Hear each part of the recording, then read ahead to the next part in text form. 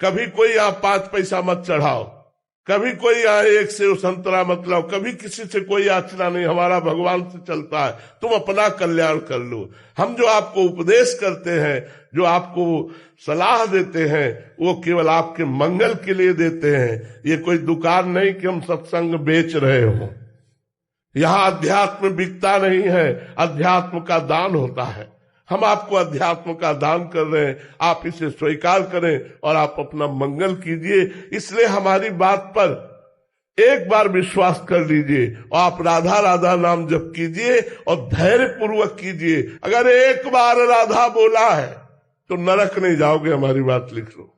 एक बार और आप राधा राधा जप रहे, आपको निकुंज न मिले, आपको परम धाम न मिले, आपको श्रीजन मिले, कैसी बात करते हो जी? बहुत बड़ी बात कह दी जी।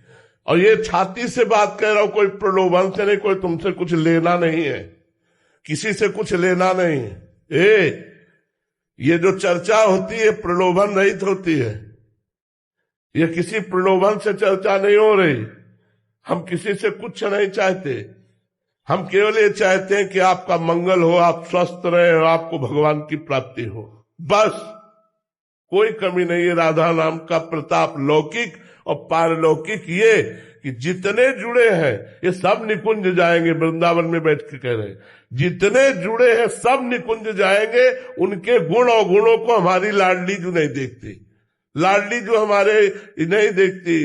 अवगुण करे समुद्र सम, जनत न अपनो जान, राई के संभजन को, राई इतना दाना होता है, राई के संभजन को मानत मेरु समान। ऐसी हम महारानी जी की शरण में। एक की पत्नी बड़ी भक्त थी, वो पत्नी पर बहुत प्यार करते थे, पर पत्नी गुरुजी की आज्ञा से चलती थी, पर उनको संतों से कोई प्यार नहीं था, वो पत्नी से प्यार करते थे। तो एक दिन पत्नी ने बहुत प्रेम से उनसे कहा कि हमारी एक बात मानोगे, आप हमारे गुरुजी से दीक्षा ले लीजिए, क्योंकि हम दीक्षित है और आप दीक्षा नहीं लिए तो हमारा आपका प्रेम अधूरा। उन्होंने कहा ठीक है, बुलाओ गुरुजी को। गुरुजी को बुलाया और दीक्षा लेने के लिए गंगा स्नान करने के लिए चले तो गाँव के 2-4 लोग मिले। बोले आज ये धोती टांग के कहाँ जा रहे हो? बोले यार पत्नी कह रही दीक्षा ले लो, गुरुजी आ गए तो गंगा से। अरे, और वो धोती लेके वापस आ गए, बोले नहीं लेना मुझे दीक्षा। कालांतर में दोनों का शरीर छूटा। तो पति आसक्त होने के कारण उसका मोक्ष नहीं हुआ और वो राजा की राजकुमारी के रूप में जन्मे। ये पूर्व में गीता जी के महत्व में महिमा आती थी, उसमें दृष्टांत आता था, उसका है। और वो पत्नी के प्यार के कारण जहां वो राजकुमारी जन्मी, वही हथिनी से वो पुत्र के रूप में प्रकट हुआ, हाथी का शावक। अब जब वो नव युवक अवस्था में हाथी आया और श्रृंगार करके राज सवारी निकली और राजकुमारी सिंहासन पर आरूढ़, तो जे भी उसने देखा तो पूरी स्मृति जागृत हो गई कि ये तो मेरी पत्नी थी। अब ये राजकुमारी और मैं हाथी हूँ, कैसे मिलन हो सकता है? वो चुपचाप सहता रहा, क्योंकि कुछ अपनी बात व्यक्त नहीं कर सकता, हाथी रूप में है। अब राजा ने अपनी राजकुमारी का स्वयंवर रचा। जे ही स्वयंवर की घोषणा हुई तो उसने खाना पीना सब छोड़ दिया। वो बहुत ही सुशोभित हाथी के रूप में था। राजा को सूचना पहुंची, राजवैद्यों ने देखा, बोले कोई रोग नहीं। राजकुमारी विज्ञान संपन्न थी क्योंकि भजन करती थी। उसने कहा इसकी औषधि मेरे को पता है, मुझे एक बार इसके समीप जाने दो। नजदीक गई और कान में कहा था गुरुदेव को वरण कर लो। नहीं वरण किया ना तो हाथी की योनि को प्राप्त हुए। सकुचाओ मत, तुम्हारी गले में जयमाला डालूंगी। सकुचाओ मत, स्वयंवर में तुम शोभा के लिए खड़े किए जाओगे और मैं तुम्हारे ही गले में माला डालूंगी और इस जन्म में इतना भजन करूंगी कि आगे जन्म में हम फिर दोनों मिलेंगे। उसने ऐसा ही किया। भजन के प्रभाव से अपने पति को हाथी की योनि से मुक्त करके अगला जन्म फिर मनुष्य का हुआ। ये तप और भजन से, भगवान के वरदान से संभव है, ना कि अपने प्रारब्ध से। एक दिन द्वारिकाधीश हा गोपी तो देवर्षि नारद जी पहुंचे, देखा कि भगवान की आंखों में अश्रु है और मुख में गोपी नाम है। कहा प्रभु एकांत में आप उसी का सुमिरन करते हैं जिससे बहुत प्यार करते हैं। आज मुझे पता चल गया आप गोपियों को बहुत प्यार करते हैं। क्या हम में से कोई ऐसा भक्त नहीं है जो कभी आपको एकांत में ऐसे याद आता हो? भगवान ने देवर्षि नारद जी से कहा कि हम इंतजार ही कर रहे थे कि आप आए और मैं अपनी पीड़ा बताऊं। आज मेरे उदर में बहुत पीड़ा हो रही। प्रभु पीड़ा हो रही? हाँ। अगर किसी भक्त की चरण रज लेकर के मैं ऐसे लगा लूं तो पीड़ा समाप्त हो। भक्त की चरण रज अभी लाता हूं प्रभु। अब जिस भक्त से कहें कि आप भगवान के भक्त हैं, अपनी चरण रज दे दो, भगवान के उदर में पीड़ा है, भगवान लगाए। भगवान नरक भेजोगे, भगवान के लिए हम चरण रज दें?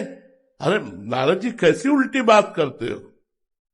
लेकिन जब ब्रज में आए और कहा गोपीजनों से कि भगवान के उदर में पीड़ा है, चरण रज, तो ऊपर की ओढ़नी उतार दी, सबने अपनी चरण रज झाई, बोले जल्दी जाओ और उनसे कहो लगाओ, तुम्हारी पीड़ा दूर हो जाए। तो बोली तुम्हें पता है भगवान को चरण रज दे रहे, नरक जाओगी?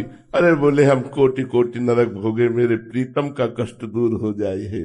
जब जाके बात कही तो भगवान के आंसू आ गए और कहा तुम भी तो भक्त थे, तुमने अपनी चरण रज दी क्या? क्योंकि तुमको एक, अरे भगवान को चरण रज कैसे? अपनी चरण रज नहीं, सर्वस्व भगवान, ऐसा समर्पण तो फिर मालिक और उसका खेल बराबर होता है। ये भगवान के पार्षदों का खेल है, साधारण का खेल नहीं है। जो सच्चा पहलवान होता है वो कायर और आलसी अपने चेला को नहीं बनाता है। अगर यहाँ मारा थोड़ा सा वो कच्चा पड़ा तो हजारों हाथ यही मारेगा वो। तो फिर भगवान जगत गुरु अपने चेला को कच्चा कैसे रखेंगे?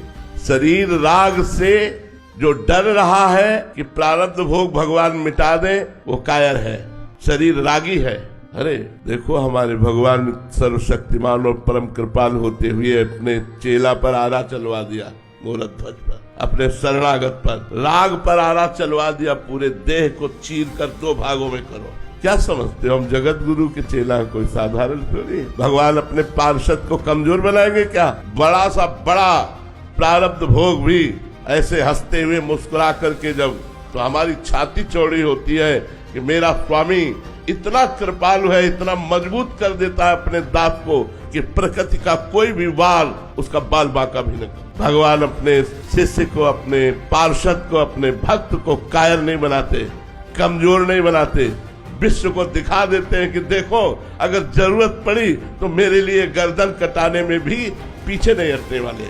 इसलिए भगवान प्रारब्ध नहीं मिटाते, प्रारब्ध भोगने की सामर्थ्य देते हैं। भोगो और मेरा स्मरण करते हुए जगत के लिए उदाहरण बनो, जगत को दिखाओ कि हम भगवान के हैं और हर कष्ट सहकर भगवान के हैं। इसलिए बड़े बड़े महापुरुषों के शरीरों में भीषण पीड़ा दी गई।